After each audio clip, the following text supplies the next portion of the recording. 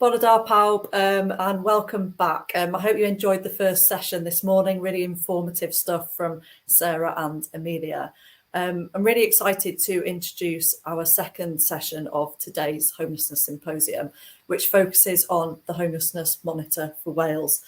You've probably heard enough from me this morning, so I'm going to hand over to our chair for this session. Really delighted that we're joined by John Sparks, who you'll know as Chief Executive of Crisis, but also specific to Wales, the chair of the Homelessness Action Group. And through John's leadership, we managed to set out a whole range of policies and frameworks for ending homelessness in Wales. So I know, John, you'll be leaving the sector for an exciting new role very soon, but I wanted to thank you on behalf of everyone in the sector for all of your work in steering Wales towards the ambition of ending homelessness. We're delighted that you're here today. Welcome, and I'll hand over to you for the rest of this section. Great, thank you, Katie. Both for that introduction and also for your own tireless work to end homelessness in Wales, and thank you everyone else for attending this session, which is to launch the latest edition of the Homelessness Monitor Wales, which is commissioned by Crisis and produced by the Heriot-Watt University. So today we're going to be hearing about the findings from this study, which is a comprehensive study on the state of homelessness in Wales, before we then get into what I'm sure will be a fascinating discussion about the issues that are raised in the monitor.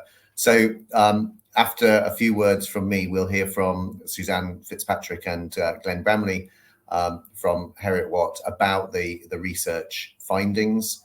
And then we're going to hear from Amelia John from the Welsh Government, and also from Katie on their reaction really to what the monitor is telling us. And this is the fourth edition of the Wales Monitor, and it's part of a series of reports for Wales, Scotland, England, Northern Ireland, providing what we think is probably the most comprehensive longitudinal study of the impact of policy interventions and other factors on homelessness. And I think it's probably fair to say that the various monitors are now starting to show quite clearly the impact of different approaches to homelessness in the different devolved nations. And in Wales, I think the findings of the monitors show that we're at a really critical point now. There has been really great progress. There's also the very, very real risk that homelessness will increase in the short term as a consequence of the pandemic, the economic impact of the pandemic, and so on. And this is something that I think every local authority, bar one in Wales, told us they're expecting to happen, that short-term increase in homelessness. And the findings of Heriot-Watt's own projections of future homelessness trends also reveal the same risk. But I think the findings of the monitor, and Glenn will correct me, I'm sure, but I think the findings of the monitor also reveal some real cause for optimism. I think interviews with people in the public and voluntary sectors show that the pandemic was a time when the sector worked quickly and flexibly to support people who had no home when the crisis hit us. And some even feel that the pandemic really provides some kind of template for actually how we can work together more generally going forward to end people's homelessness, provided we continue to consider homelessness to be both a personal disaster and a public health emergency. And when we see that, we've reacted accordingly over the last 18 months, and those things I think remain true. So the report also shows the Welsh Government response was seen as very effective, and many of us in this virtual room were heavily involved in delivering this response at quite some pace.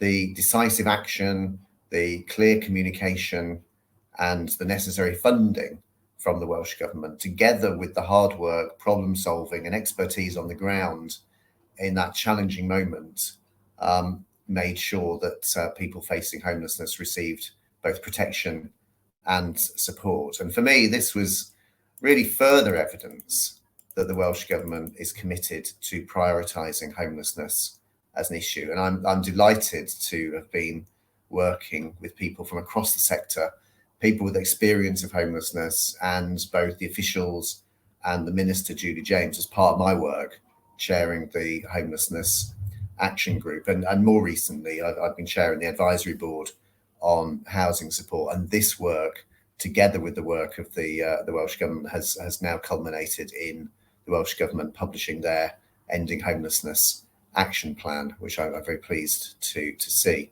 And although the monitor was published in advance of the action plan, it does actually provide some analysis of the potential impact of a number of key elements of the plan.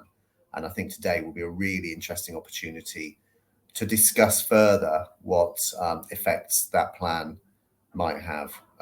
So we're now going to hear a presentation for about the next 40 minutes, and then we'll get into the reactions and the Q&A. As we get into the Q&A, please post questions in the Q&A section to one side of your screen, so that we've got those lined up when we come to that session.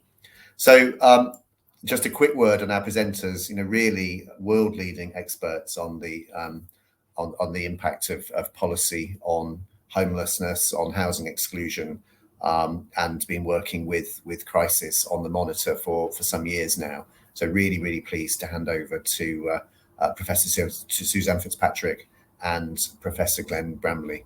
Thanks very much. Thanks very much, John. Suzanne Fitzpatrick here. I'm afraid I've got some connectivity issues, which means I'll have to keep my camera off for the presentation, but I'll do the first half or so of the presentation before handing over to my colleague Glenn Bramley, who I think you can see at the moment and we'll hear from shortly. So thank you very much, Katie and John, for that introduction, and to Comorth for giving us this opportunity to present the monitor findings to this audience. It's really great to have the opportunity to present it to such a large engaged audience and kind of reach the people who've been so involved in dealing with homelessness for a long time in Wales, but also particularly during the COVID pandemic, which we, of course, focus on quite heavily in this particular monitor. I wonder if Comorth colleagues could put the first slide on. Thank you. So the Homelessness Monitor, as John's already introduced, is a long-term project. It's a longitudinal project, actually started in 2011, as some of you might know, and will go on at least until 2026. So it's a long-term, longitudinal piece of work that cuts right across the UK. As well as myself and Glenn, there are a number of other colleagues involved in the project. Hal Pawson, who's now located in Australia, so isn't joining us today. But Gillian Young and Beth Watts are both in the audience, and Jenny Wood, one of our colleagues who contributed as well, is no longer works at the university, but was very heavily involved in this report. So moving on to the next slide, just something, a little sort of summary of the Monitor series for those who are not familiar with it. It provides an independent analysis of the impact on homelessness of economic and policy developments. Said it's a cross-UK project and longitudinal. As John's already mentioned, this is the 4th Homelessness Monitor in Wales. We do a Homelessness Monitor for England every year, and we do Wales and Scotland and Northern Ireland on a rotating basis. So this is the 4th one we've done for Wales. We focus in the monitor on 3 partially overlapping groups of homeless people. First of all, people sleeping rough. Secondly, people who are accepted or apply to local authorities under the statutory homelessness provisions. And thirdly, and this is an area that Glenn will talk about in detail, is what we have defined as core homeless households. That is people experiencing the very most acute and immediate forms of homelessness, which includes rough sleeping, but also other extreme experiences of housing need and homelessness, including unsuitable temporary accommodation, the more sort of extreme forms of sofa surfing, and so on. But Glenn will go into that in a little more detail in the second half of the presentation. Moving on to the next slide. Just something very quickly on the methods that we use, which are pretty similar for all of the monitors, but summarised here. So each time we do a monitor report, we review the relevant literature, legal and policy documents since the monitor before. We do interviews with well-placed key informants from the statutory and voluntary sectors. In the case of this particular monitor, we interviewed 10 key informants. We undertake quantitative analysis of both economic and social trends that might impact on homelessness, and also specific administrative survey and other data on the 3 homeless groups that I outlined a moment ago. We also, for the last few years, have undertaken online surveys of local authorities in each of the UK jurisdictions, or I should say the Great Britain jurisdictions. And in Wales, I'm absolutely delighted to say we got a full house for this monitor. All 22 local authorities in Wales responded. I think it's our first ever 100% response rate, so absolutely delighted about that. And I want to thank Joy Williams in particular, who played a big role in helping us get such a fantastic response rate, as well as, of course, all the local authority colleagues who took the time to fill out the survey. And we do rely particularly heavily on the local authority survey in this particular monitor, because, as many people will know, some of the routine statistics on homelessness have not been able to be published to the usual kind of timescale because of the interruption of COVID. So we rely quite heavily on the local authority survey this time for areas of the work which often we get from more administrative sources. Should say the survey of local authorities took place in over the summer of this year, so just to give you the timing of when people were responding. And excuse me.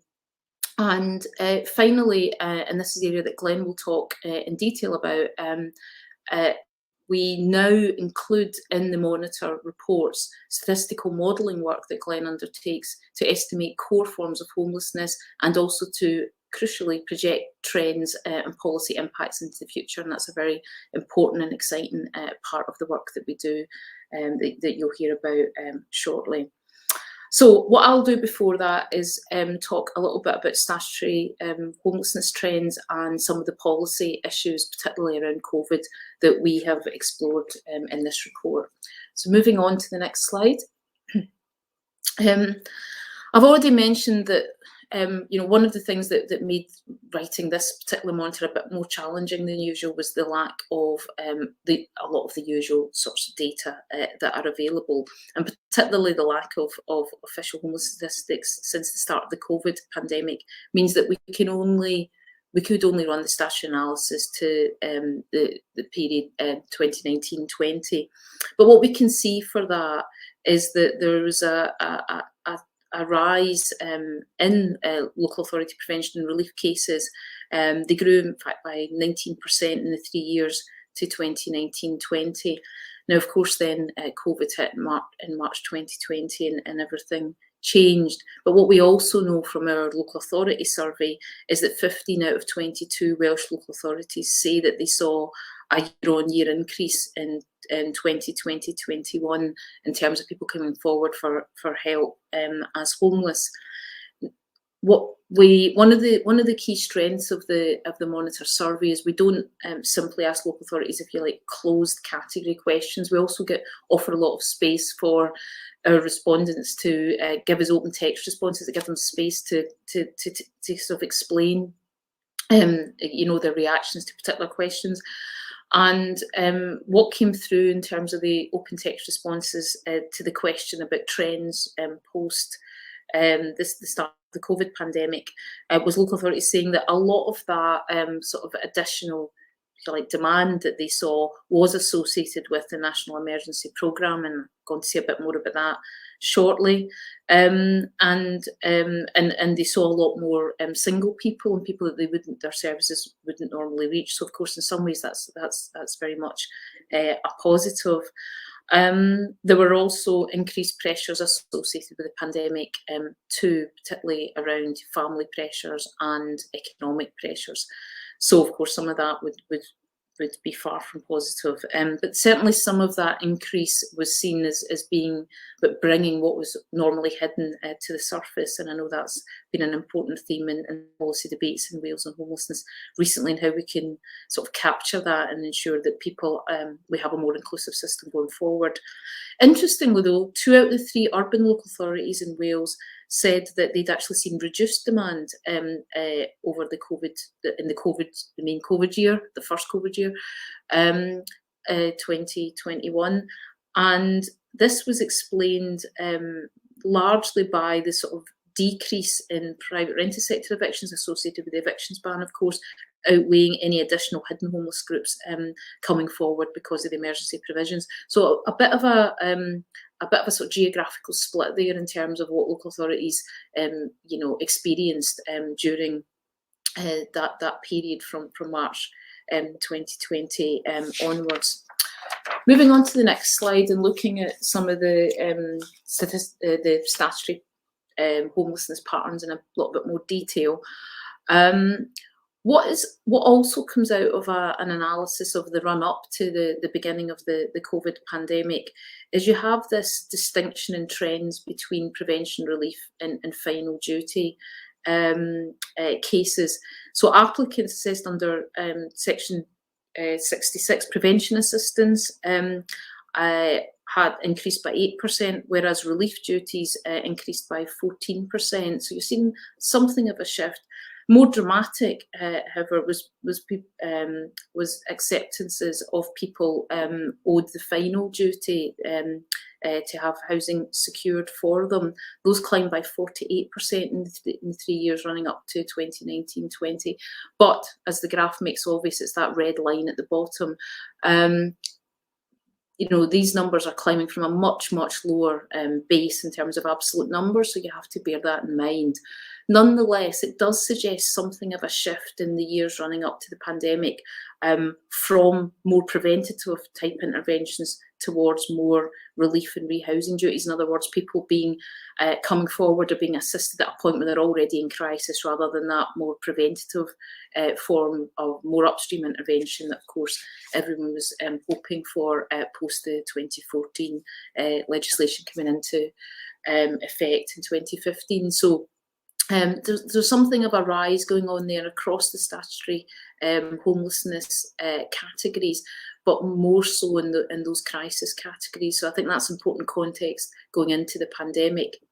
And then moving to the next slide, we can see a little bit of the impact of the pandemic and the emergency measures taken on the use of temporary accommodation. So first of all, the red line shows you that you had this fairly sharp rise actually in the use of temporary accommodation pre the pandemic up to 2020, with total placements rising by 24% between 2016 and 2020. That's quite a significant rise. And then you see on this sort of grey, almost vertical line to the right-hand side, that extremely sharp increase in temporary accommodation placements. This is a different data source focusing on people. So the red line and the grey line are not directly comparable. They're drawn from different sources. But what the grey line shows is you this far larger number of people sort of accommodated in temporary accommodation as a direct result of the emergency provisions, and just how quickly that went up, how quickly local authorities and their partners had to act to make people safe. So the official figures for that period show, for the period that we studied, because we completed our report back in early autumn, peaked at June 21. Those were the latest figures available when we completed the report. 6,452 people. I understand from the latest figures that has climbed subsequently to almost 7,000 people in September of this year. So clearly there are very large numbers of people being helped, being accommodated in temporary accommodation, and that reflects one of the policy positions that's been taken in Wales, which is to continue to offer that emergency accommodation on an ongoing basis post the initial stage of the pandemic, which really marked Wales out as quite different from the position certainly in England. So again, all of these statutory sources of information are indicating a sort of rising trend of various forms of statutory homelessness or intervention running up to the pandemic, and then this sense of a very sharp increase in demands on local authorities in Wales during the pandemic, although something a bit more of a mixed picture in 2 out of the 3 large urban areas. So moving on to the next slide, and from the statistical picture to the policy dimensions, some of which I've already picked up and John's already picked up. But I do think it is worth emphasising some of the very strong positives that came through our analysis this year for Wales. I mean, the Welsh Government was very widely praised, actually by the local authorities as well as by the key informants in terms of its response to the pandemic.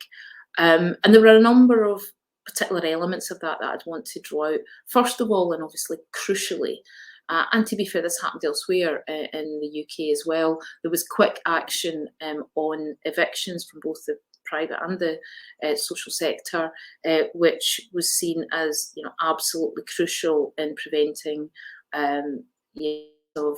wave of homelessness during the pandemic and early in the pandemic. So that was something that was universally acknowledged. I think a point John made as well at the beginning, really universally acknowledged as absolutely critical part of the response. And I think in hindsight we can see even more clearly how critical that was.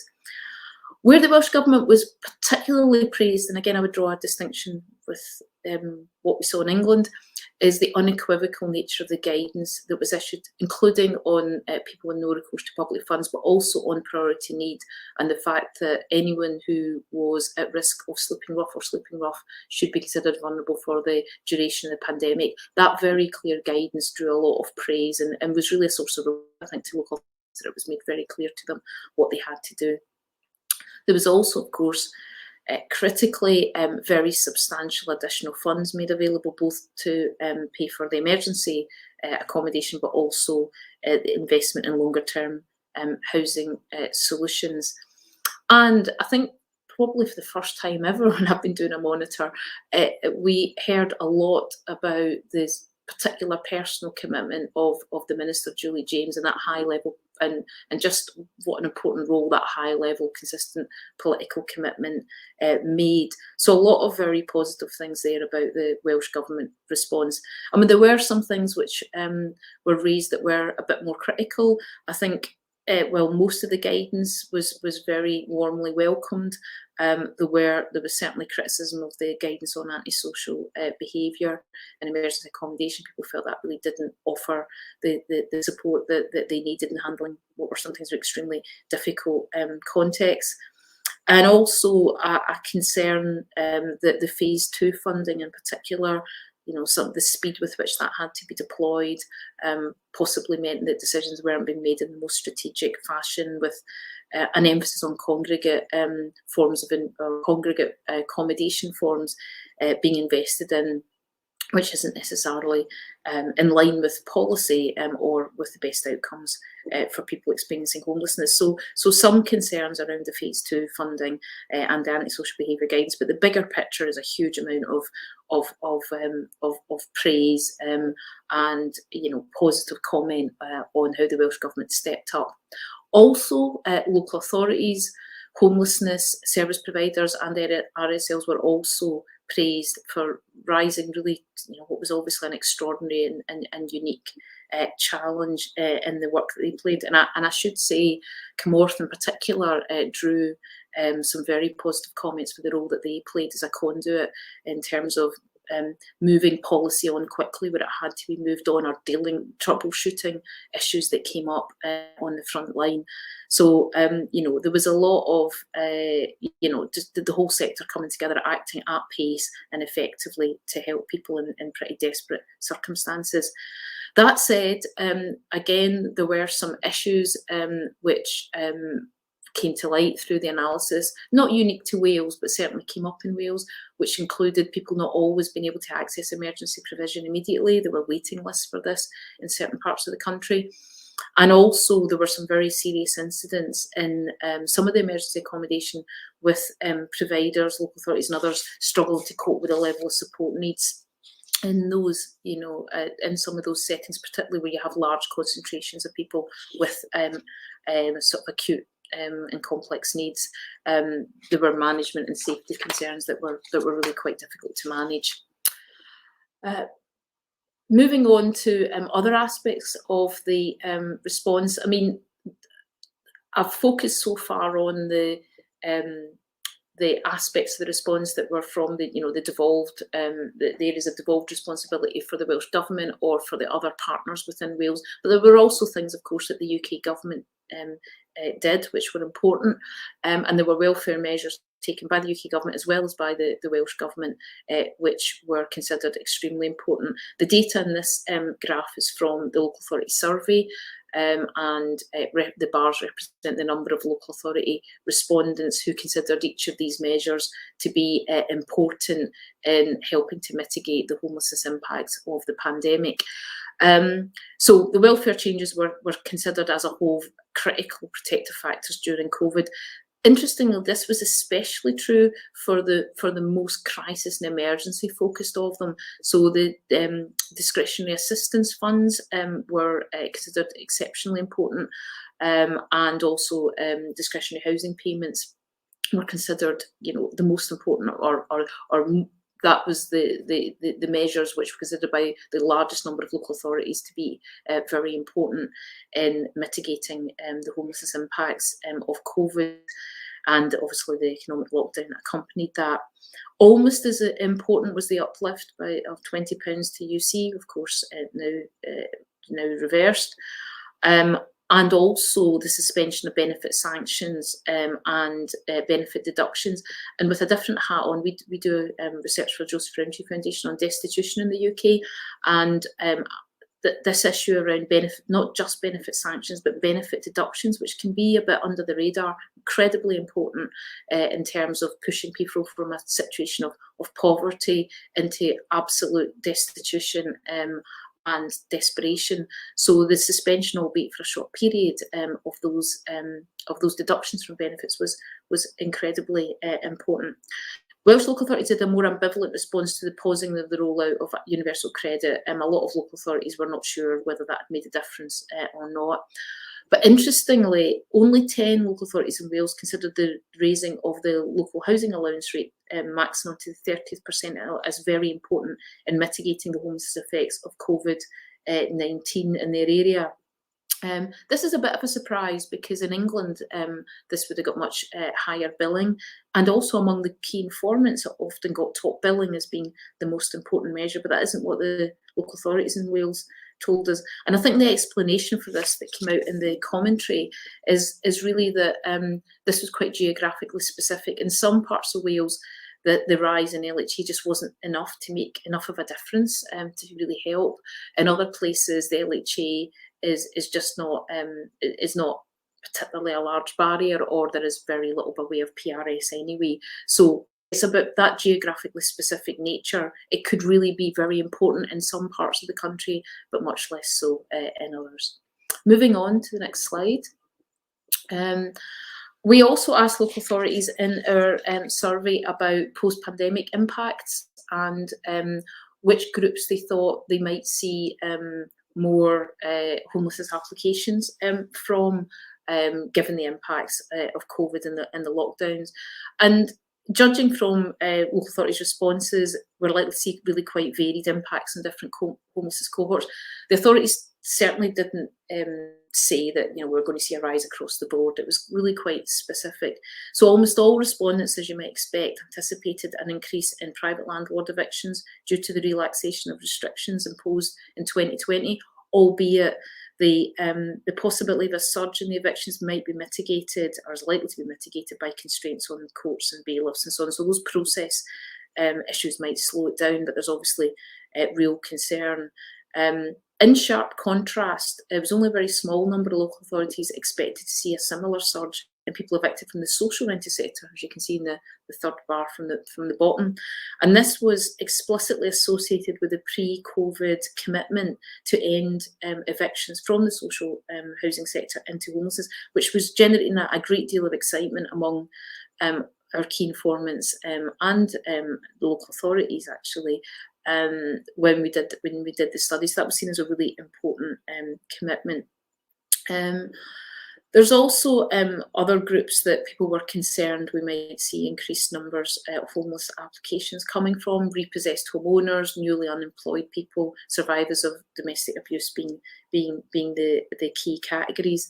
At the other end of the spectrum, it was a very small number of local authorities were anticipating increased numbers of migrants with no recourse to public funds or EA nationals who couldn't access benefits. Again, that comes down to the geographically kind of concentrated nature of those groups. So those can be big issues in particular local authorities, but really not an issue in other parts of the country.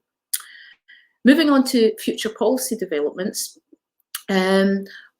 Actually going back for a moment first, one thing that most, if not everyone on this call will know, is that even pre-COVID, homelessness was already a high political priority in Wales, with a national strategy published in 2019 that set a progressive direction based on the principles of rapid rehousing and housing first. And subsequent to that, we've of course had the Homelessness Action Group chaired by John, which has generated a wealth of detailed policy proposals to really put meat on the bones of that strategy. And also picking up other themes, important themes like workforce planning. We've now very recently had the high-level action plan finalised and published by the Welsh Government, picking up that agenda. But one thing, and I know a lot of the rest of today will be talking about the details of all of that, but one thing that is worth flagging from our findings is actually we encountered a fair amount of wariness about both the rapid rehousing and the housing first aspects of this agenda among local authorities, but also among some key informants. So I would suggest that there is still a winning of hearts and minds to be done in Wales in terms of these agendas, with concerns, of course, about resources, as you might expect, but also attachment to congregate models of provision, certainly for at least some homeless groups. So I think there's still some more debate to be had in Wales on these issues, rather than them being completely settled, is the sense that we got. Finally, I think it'd be remiss of us not to acknowledge the very important development in terms of the uplift in the housing support grant, what used to be called Supporting People, rising from 120,000 a year to 166 this financial year. And that was so important, not just in boosting resources, but also in a sense of confidence in those in the sector, that the Welsh Government was serious about really pushing things forward in a positive direction on homelessness. Moving on to the next slide. As part of this future policy direction, there are also, of course, plans to change various aspects of the legislative framework in Wales, and a key action group recommendation pertains to the removing of barriers that stop homeless people accessing housing support, including the 3 statutory need key tests of priority need, intentionality and local connection. And here I think our survey results, local authority survey results, were really interesting. We found that 15 out of 22 Welsh local authorities favoured the abolition of priority need. I'm pretty sure if we'd asked that pre-COVID, we would not have got that kind of response. I think things have really shifted during COVID, probably partly because effectively priority need was suspended, at least for people who were at risk of sleeping rough. And there's also been, of course, the independent review headed by Pete Mackey, which set out the options and the implications for that as well. So there seems to be a pretty unstoppable momentum around priority need abolition. But things looked very different from the local authority perspective on intentionality. Local authority is much more divided. The abolition of this backed by 10 and opposed by 9, even though it's used in really quite a small number of cases now in Wales, particularly since the restriction and use of it post-2019 for families with children. And with respect to local connection, local authorities in Wales were overwhelmingly against the removal. 19 out of 22 opposed this move, mainly because they were concerned that it would make it more difficult to manage resources. I mean, one thing I'd like to suppose reflect on that point is we've had some similar debates in Scotland as well, and I can see a similar pattern in that every kind of local authority, whether you be an urban local authority, sees themselves as a magnet, a seaside local authority that sees yourself as attractive to people, or a rural local authority, every kind of local authority always seems to think that they will have a net gain in the numbers of people applying as homeless. Very few think that they might actually have a net loss of people applying. They can't all be right, but they do seem to always take that view. The key informants took a different view. They were more sympathetic to the removal of local connection by and large, but there was acknowledgement that there would be redistributive consequences, and there needed to be a mechanism to give comfort to local authorities, some who might experience a net increase. So finally, from me, moving on to the next slide on access to settled housing. Focusing on this because, of course, access to settled housing is absolutely critical to all of the policy ambitions that everyone has about ending homelessness in Wales. So we asked local authorities again about how easy or difficult they found it to access either the private sector or the sector to discharge their statutory homelessness duties. With regard to the PRS, 17 out of 22 Welsh local authorities reported difficulties associated in some cases with LHA shortfalls, sometimes just absolute shortage of PRS lets or competition, example from holiday lets. Quite a different picture on the social rented sector. 11 local authorities, so fewer local authorities, reported difficulties. And where they did, interestingly, there was near universal agreement that these challenges reflected absolute shortage in supply, particularly of one-bedroom properties, and not any social landlord reluctance to assist. Very different picture from England, where the local authorities there are much more likely to say that RSL policies are at least part of the problem. So most local authorities in Wales strongly disagreed with the proposition that social housing provision in their locality was adequate, and the vast majority felt that social landlords in their area were making every effort to prevent and relieve homelessness. Wasn't necessarily the case that all of the key informants agreed with that, however. There were certainly some who felt that issues around restricting people's access to properties on grounds of financial capability and so on was an issue in Wales as well.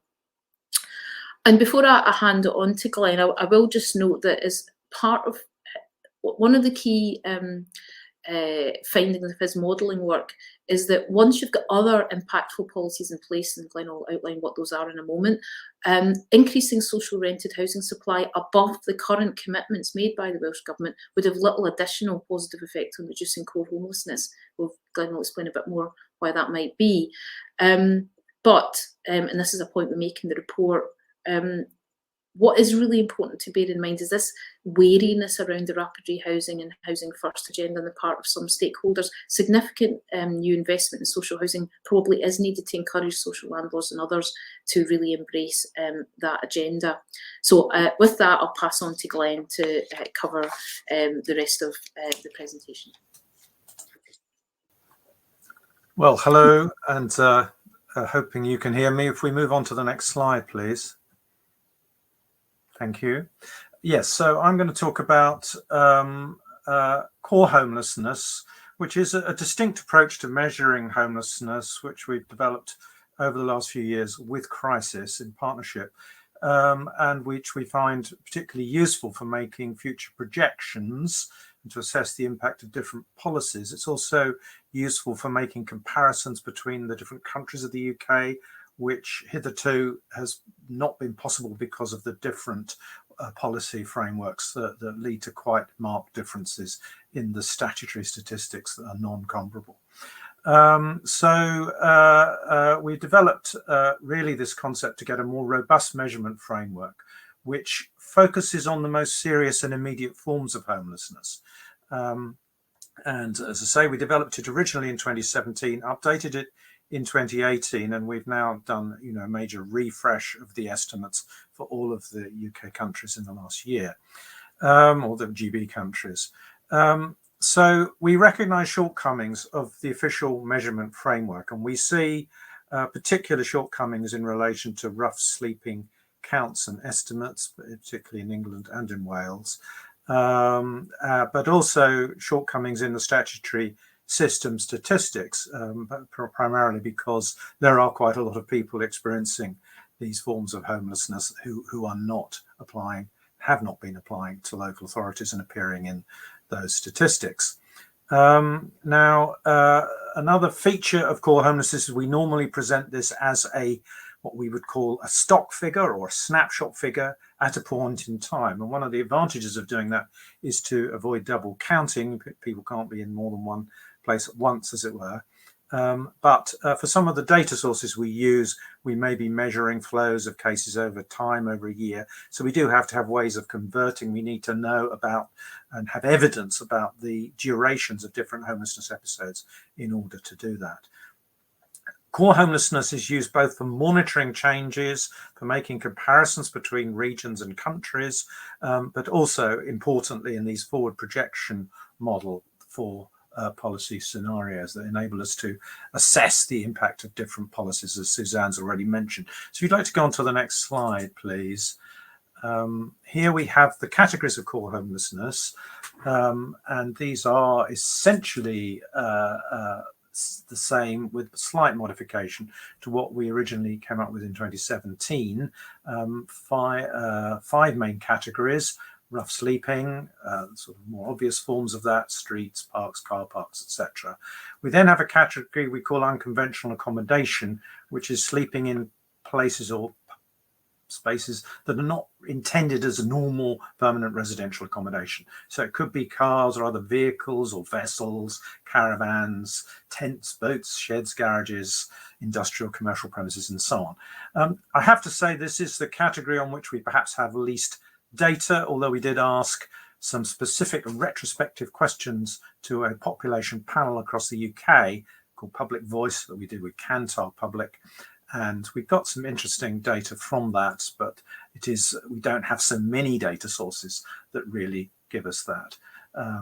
Hostels, etc., is really the emergency and temporary accommodation primarily targeted at homeless people, including hostels, refuges, shelters, and we have classified special COVID-19 provision into that category, although I believe in Wales some of it has taken the form of more traditional bed and breakfast.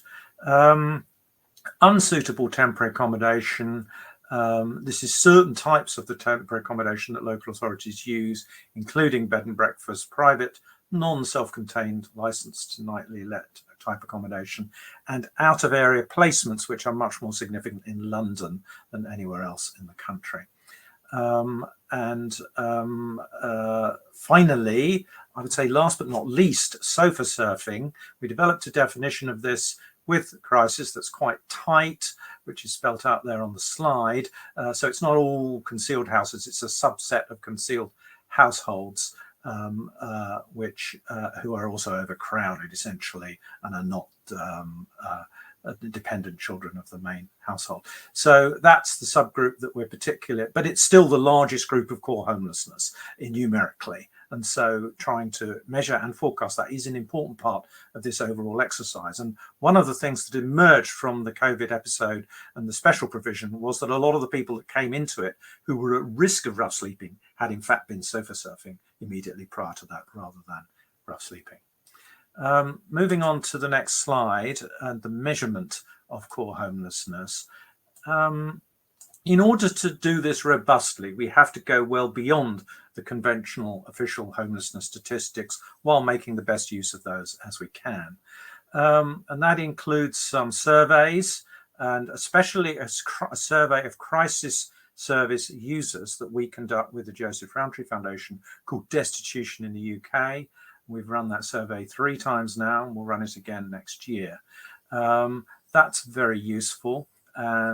Secondly, household surveys that ask retrospective questions about homelessness experiences, and we commissioned a special one, as I say, from Kantar. There was a national one.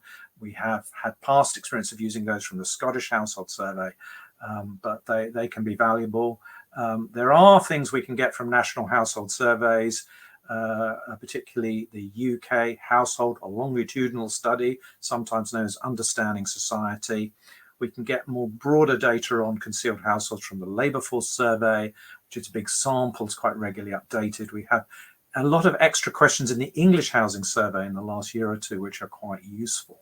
And we'd make some use of that to make some inferences about Wales as well. A new source we got this time around was through a Freedom of Information request, Department of Work and Pensions, which gives us a new insight into both hostel and temporary accommodation numbers down to local authority level. So several of these sources are new, others significantly improved since 2017. We would generally argue that our estimates of core homelessness are robust because they are based on a triangulation of a range of different sources. So most of the numbers are based on 3, 4, 5 sources, and we make judgments about the relative how good those sources are, and so the sources that are better we give more weight to. For example, on rough sleeping, we would give more weight to our destitution survey because we think it's one of the best sources on that. We give a low weight to count estimate type approaches.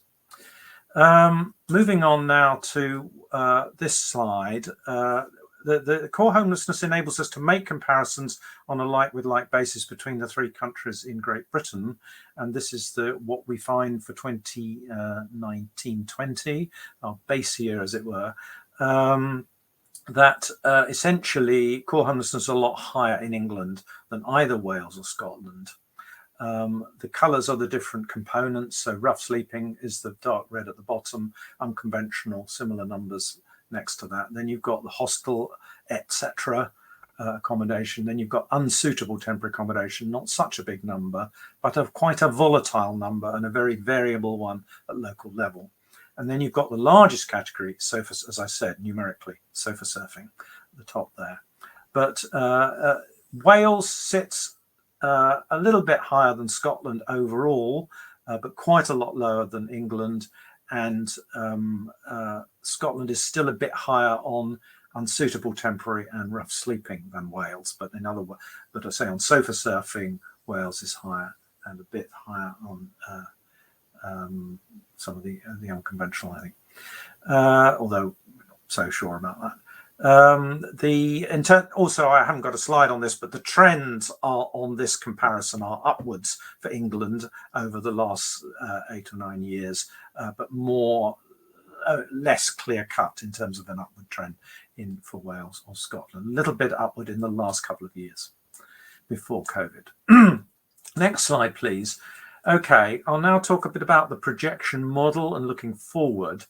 This builds on a lot of previous research going back to about 2010, from which I've developed a sub-regional housing market model to project future scenarios and their impacts on core homelessness. It was originally developed to look at more general planning issues and housing requirement type issues, but it has been adapted and developed further to predict different elements of core homelessness in quite a lot of detail.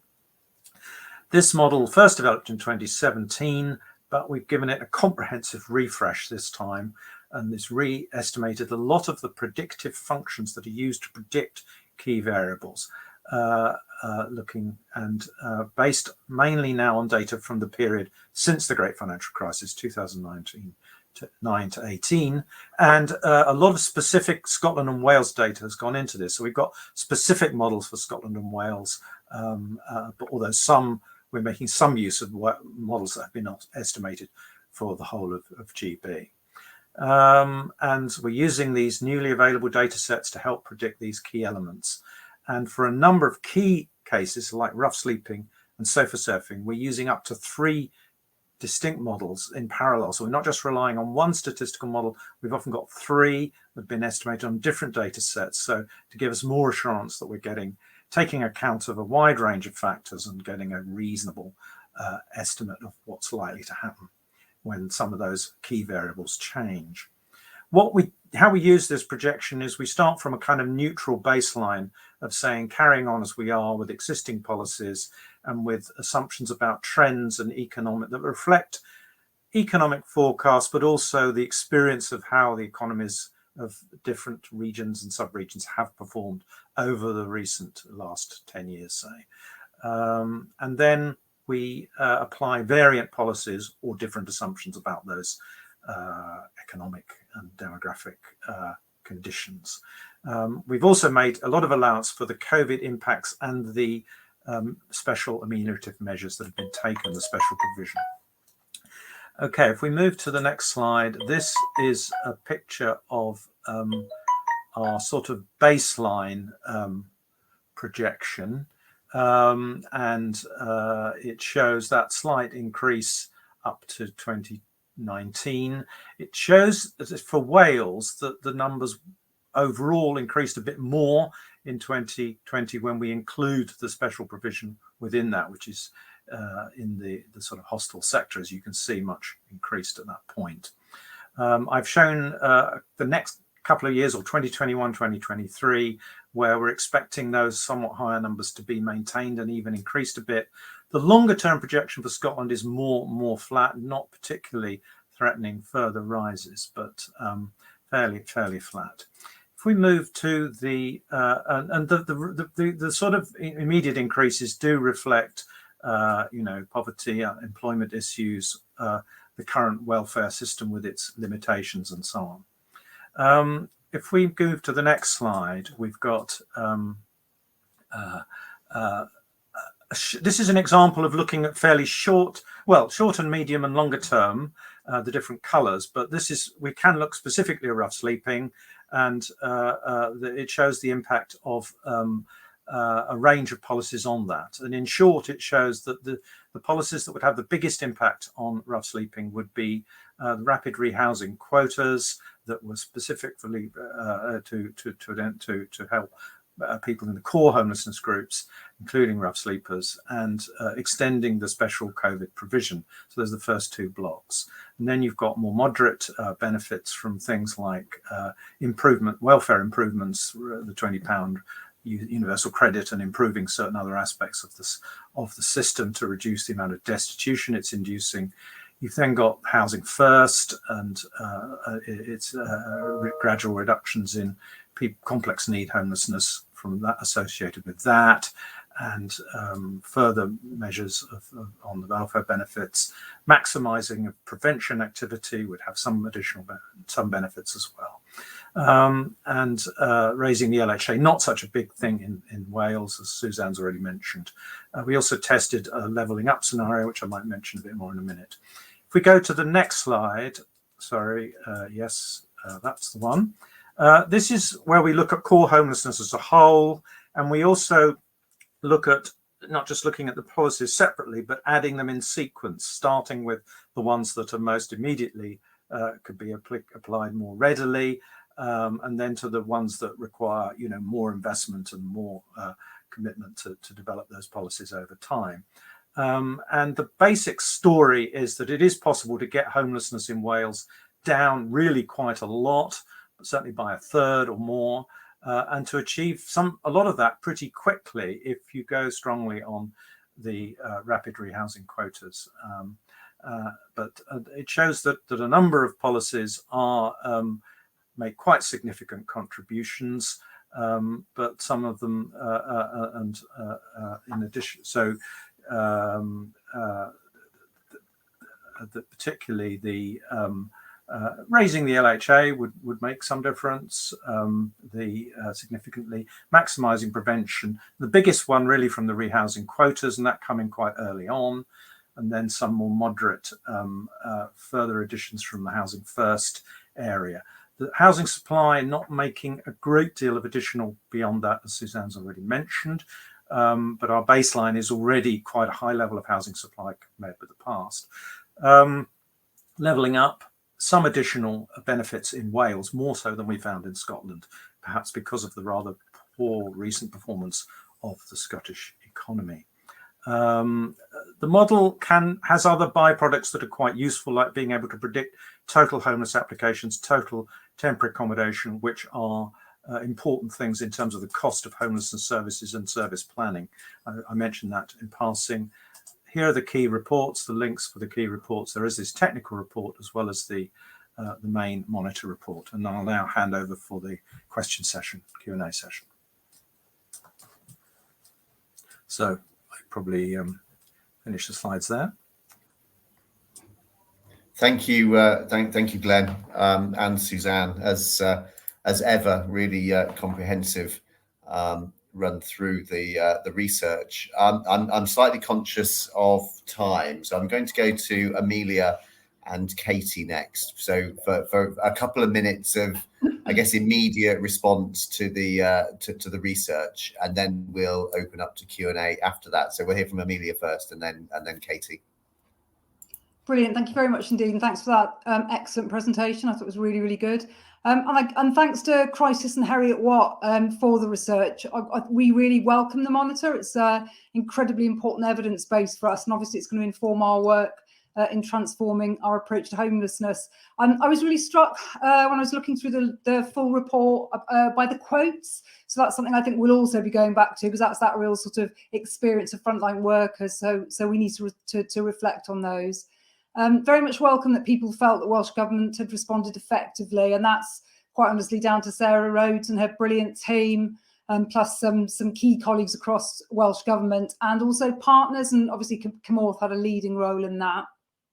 And great to see the recognition of the amazing work of local authorities, RSLs, third sector, in supporting those people experiencing homelessness during the pandemic. So that's really, really welcome.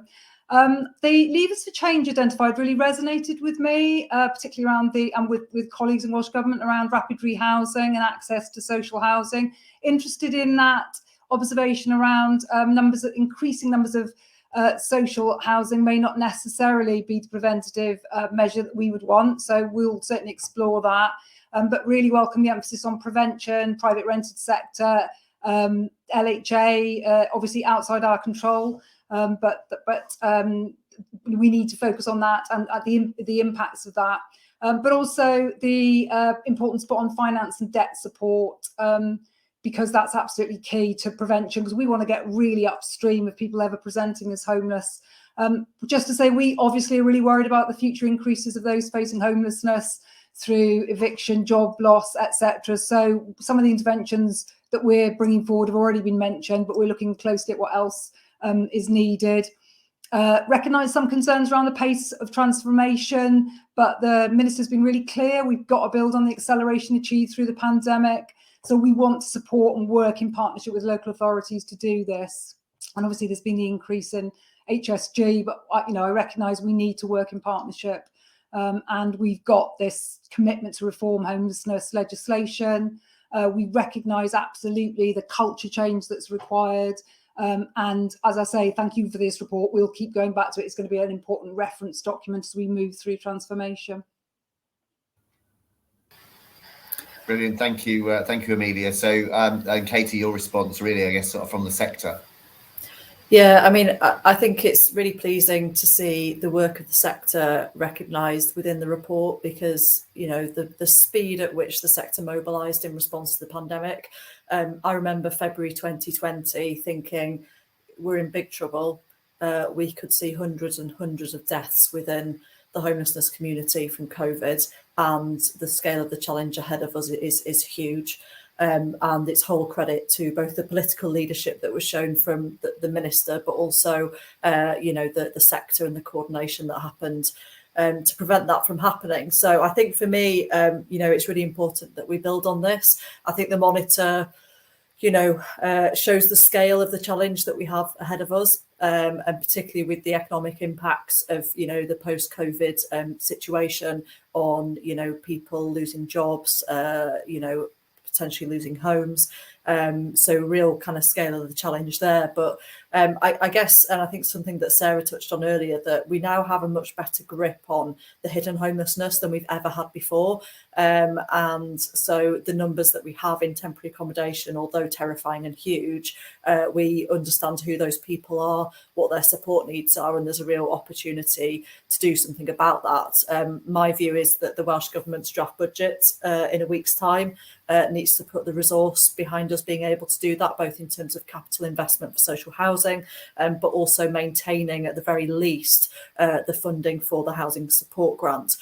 Because, as I said, all of those people in temporary accommodation, many of whom have been failed by systems for the past decade, who have complex trauma, mental health, substance use issues, and we need to make sure that the support services are there as well. So I think a really, really helpful piece of research that I think echoes some of the things we knew, provides some really helpful evidence, and certainly helps us in terms of the focus we need to have moving forward.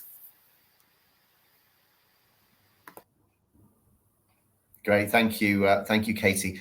So I was going to start some questions from the virtual room in a second, but first of all, can I just get Glenn or Suzanne just to clarify the point on supply? Because I think what I heard you say was if it's supply over and above the existing commitments that will have less of an impact, but that doesn't mean the existing commitments aren't valid. Is that what I heard? In fact, yeah, that's correct. The baseline included those commitments, so it was quite high compared with what it has been the last few years in terms of social housing provision. Yeah.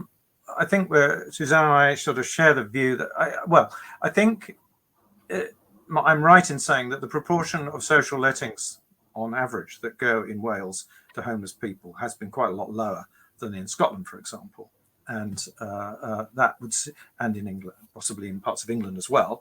And I think that's partly why we thought that there was scope for more rapid rehousing by reprioritising where the lettings are going. But we do understand that there's quite a big issue about the mix, type, size and location, because so many of the core homeless and the homeless that are now getting recognition are single, and maybe they're not necessarily going to thrive on some peripheral estate in a family house, sized house or something like that.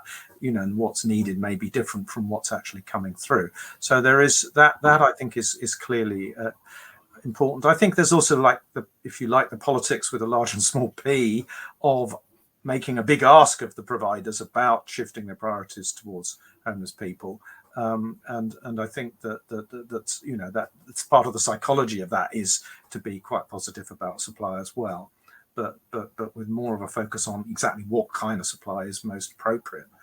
I think there are other issues which the modelling sort of throws up if you go into the detail of why there might not be. I mean, one is that greater social housing supply will, other things being equal, tend to increase household formation.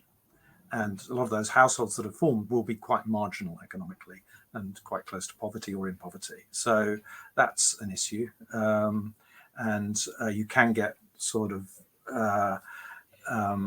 certainly found this in England, combinations of migration and household formation.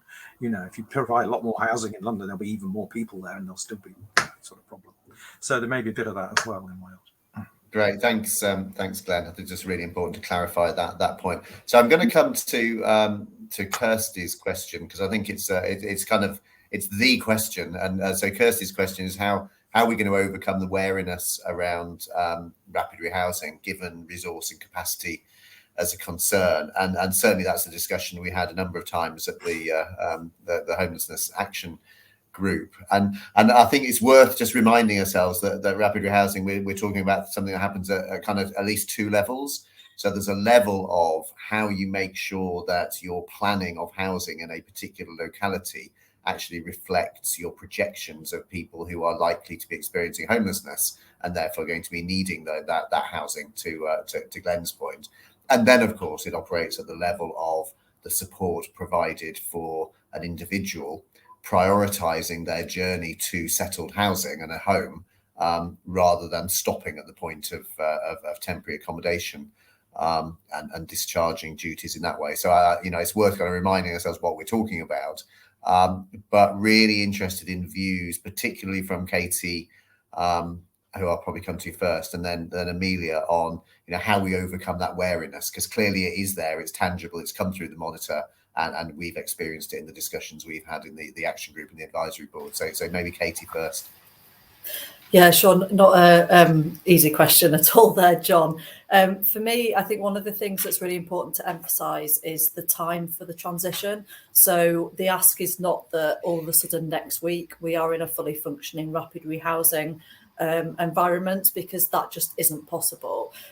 So I think, the rapid rehousing transition plans, and emphasising that this is, it's going to take a few years, and that's okay, and that the appropriate support, guidance and funding will be there to support that process, and that the expectation isn't that as I said, it's a functioning rapid rehousing process tomorrow. I think the communications is really important, using whatever platforms we have to speak to the sector, to listen to the sector, to understand some of the worries and concerns, and make sure that, us as a sector and the Welsh Government are providing clarity in terms of the information and the support available. I think that, Glenn, I think really well talked about the kind of psychological impact of committing to building more social homes in terms of allocations and quotas and rapid rehousing. So I think that's a really good point when it comes to rapid rehousing, is the kind of assurances from government that the funding and the social homes are going to be there in order to make people feel more confident about what they might be able to allocate in the future in terms of contributing towards rapid rehousing. I think that multi-agency commitments are really important. So we talk about rapid rehousing being on a spectrum, from people who just need a home and don't need any support, to those who might need a small amount of support for a limited period of time, to those who need more intense support, and those at the other end of the spectrum who require housing first intensive multi-agency support, which isn't time limited. And we know that multi-agency kind of partnership approaches are really critical. Tenancy support workers can't do it all. We need specialist mental health and substance use in particular. And the final thing that I would say is improving the understanding that rapid rehousing isn't one size fits all. So it doesn't look the same for every single person entering that system. As I said, there's different levels of support needs, but also for different client groups that'll feel and look different. So whether we're talking about, young people, for example, or women fleeing domestic abuse, those are two groups that may well need different types of transitional accommodation. So it isn't just about getting everyone into a flat, within a week's time. It will look different to different people. So I think there's a lot to do around the comms, but also, as I said, the time, the assurance about the transition, and the support and clarity from government as well. Great, thanks, Katie. And Amelia, similar question to yourself about overcoming the wariness. Now we can definitely see it exists. So your views on how we overcome it as well. So I totally endorse everything Katie's just said, and the point about this being a transitional period, although obviously the minister's really ambitious, but it is over a number of years. I think getting the communication right is absolutely right, that not one size fits all. But I just want to reassure people that as part of the advisory board, we've got a task and finish group on rapid rehousing that's really engaging with people, and one of the key priorities is around engagement with other partners and around the communication on this, because we want our work to be informed by people's experiences.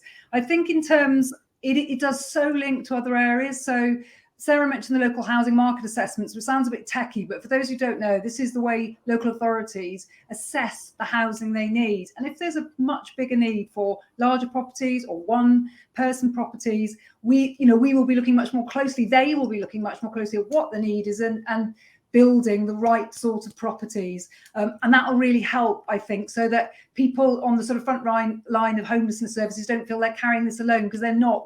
Everybody has to respond to this. I think for me the other really key issue is leadership.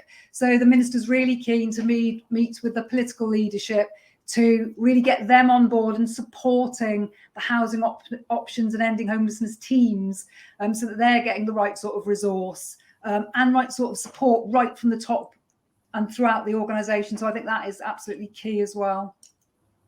Great, thank you. So I'm going to come to Suzanne and Glenn in a second with a question. I've seen Lynn's comment about funding of supported housing and so on in England and potential knock-on effect of that. I was just going to broaden that question more really and just talk about, if we're talking about money, if we're talking about financial investment from the Welsh Government, really go to Glenn and Suzanne on your views from the researchers. Where are the best places to put the money to have the biggest impact on homelessness, I think is the question.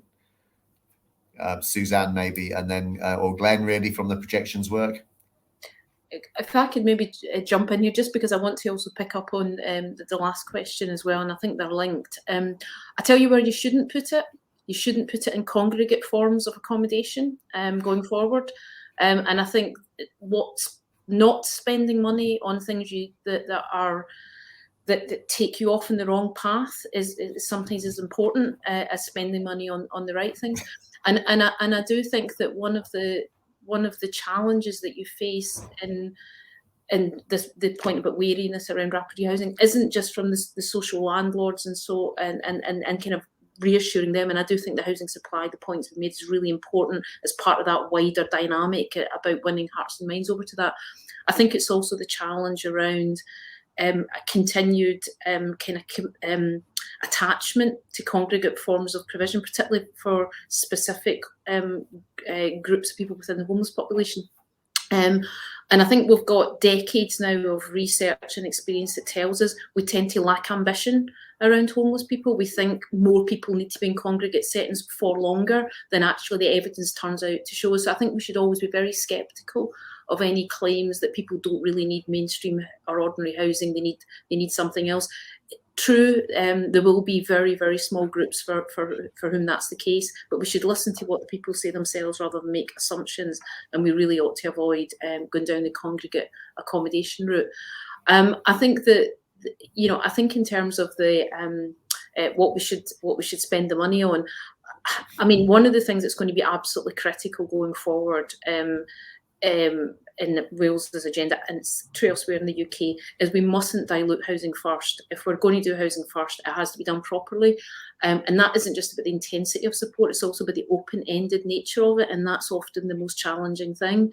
Because, we're used, particularly through supporting people and all the rest of it, this idea of 2 years commissions and people then come out the other end. We know the evidence from Housing First tells us that isn't the way life works for people with the most extreme needs. They come in and out of that, and I would ideally want to see a commitment that Housing First we do really stay true to that kind of Rolls-Royce model for the very small minority of homeless people who need it. I mean, Katie made the point that you have this diversity of needs, and the majority of homeless people do not need additional support over and above decent housing, enough money, because most people have got issues with poverty, and possibly some practical support.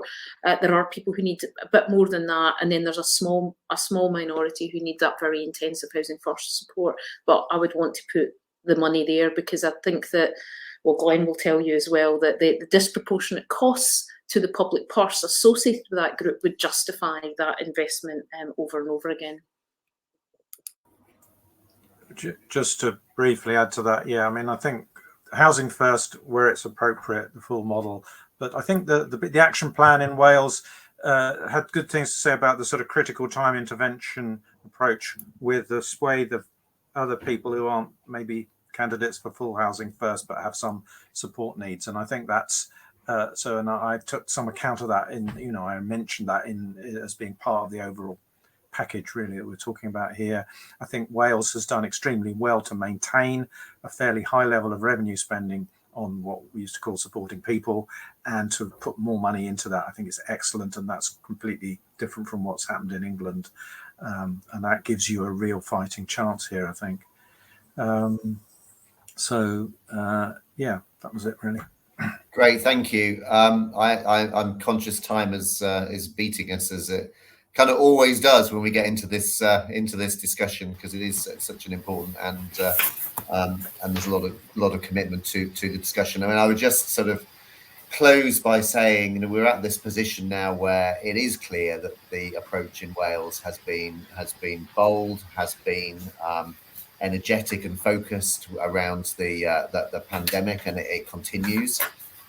There are commitments made in the Welsh Government's Ending Homelessness Plan, which emphasise that the public health emergency has not gone away, and those commitments remain, which is the clearest we've seen anywhere.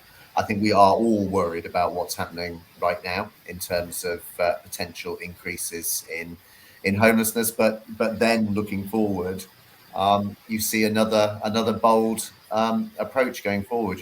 The supply side, right supply in right place at right time, a commitment to prevention at the heart of ending homelessness, and the commitments that we've heard, which maybe need some more communicating and reassurance and engagement around rapid rehousing and housing first. But it's a good and bold plan, and I'm hoping the sector really continues to pull together as it has through the pandemic to deliver that plan. So really pleased to see that being published. And I'll just finish with a massive thank you to everyone on the panel.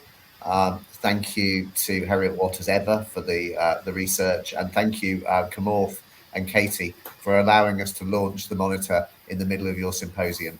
Thanks everyone. You're very welcome, John, and thank you so much, John, Glenn, Suzanne and Amelia. I think that's been a really informative, interesting session. Thank you to everyone who has attended this session. We've had over 100 people watching this session, so thank you so much for tuning in and for some fantastic questions. We're taking a break for lunch now, but we're back at 12:30. We'll be screening the groundswell film Clarissa, which focuses on trauma, trust and access to healthcare.